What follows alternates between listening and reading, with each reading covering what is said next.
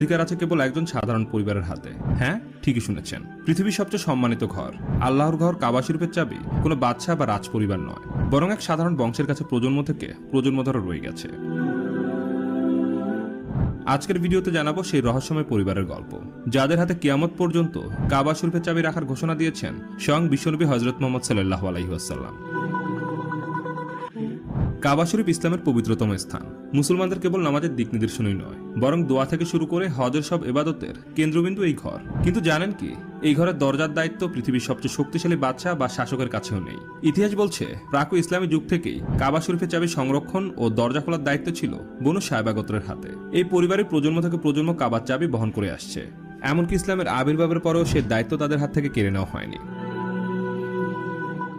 খ্রিস্টাব্দ 630 সাল, মক্কা বিজয়ের ঐতিহাসিক দিন। নবী করিম সাল্লাল্লাহু আলাইহি ওয়াসাল্লাম মক্কায় প্রবেশ করলেন। তখন কাবা শরীফ বন্ধ ছিল। তিনি কাবার চাবি চান, চাবি এনে দেওয়া হয় উসমান ইবনে তালহা রাদিয়াল্লাহু তাআলা আনহুর কাছ থেকে। রাসূল সাল্লাল্লাহু আলাইহি ওয়াসাল্লাম নিজ হাতে দরজা খুললেন, ভেতরে প্রবেশ করলেন এবং 2 রাকাত নামাজ আদায় করলেন। সবাই অপেক্ষা করছিলেন কাদের হাতে যাবে এই দায়িত্ব।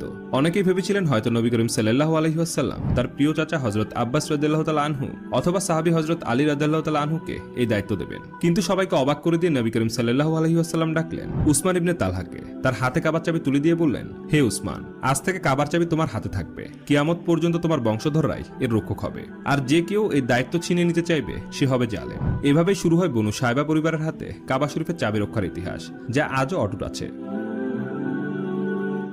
বর্তমানে দায়িত্ব পালন করছেন শেখ ডক্টর সালেহ বিন জায়েদ আল সাইবি, যিনি বনি সায়বা বংশের 108তম উত্তরসূরি।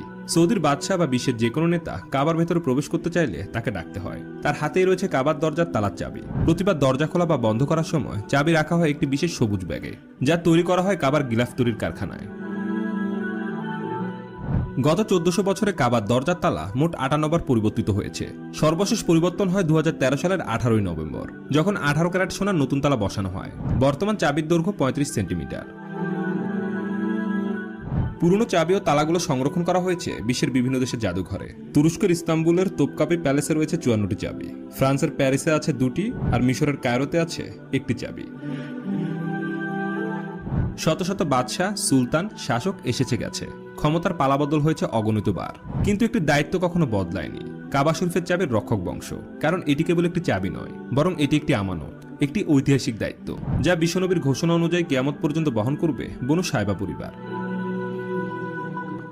এটা ইসলামের মহিমা তো কেবল ক্ষমতার জোরে নয়, বরং আল্লাহর নির্দেশ ও রাসূলের অঙ্গীকারের মাধ্যমে নির্ধারিত হয়।